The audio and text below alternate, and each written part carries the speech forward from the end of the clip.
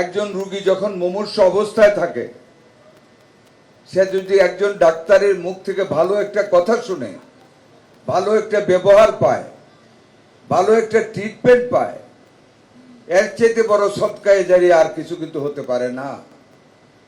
আমার জীবনের একটা উদাহরণ আমি দেই। In the year 1973, when I was the student of masters, যদি এক বছর লেট হয়েছিল, আমাদের 74-এ গিয়ে হয়েছিল মাস্টার্স। আমার বাড়িতে যাওয়ার পরে আমার বুকে বাম দিকে একটা ক্লট হচ্ছিল, যা শ্বাস ফেলতে পারতেছিলাম না। ঈদুল আজহার মধ্যে I came back to Dhaka immediately and I met Dr. A.Q.M. Nurul Haq. He was practicing in medical Midfood Solimullah Hospital. আমি এসে ওনার কাছে গেলাম।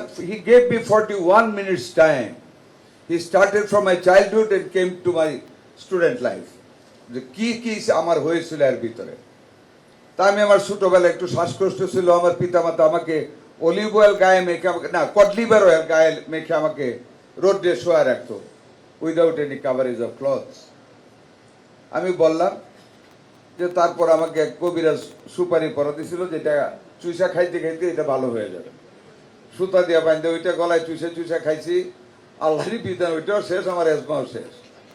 কিসে হয়েছে জানি না, যাই হোক, মেডিকেল সায়েন্স এটা বিশ্বাস করি না। যাক,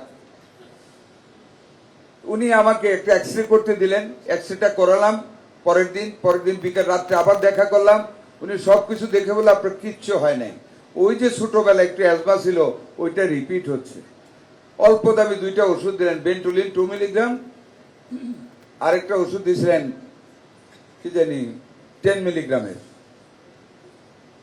না নিডোকার্ড 10 mg। আমি একদম ভালো, আলহামদুলিল্লাহ, এখনো ভালো আছি। আমি কথাটা এই জন্য বললাম, he gave me 41 minutes time and he listened my stories of my diseases started from my childhood to the youth.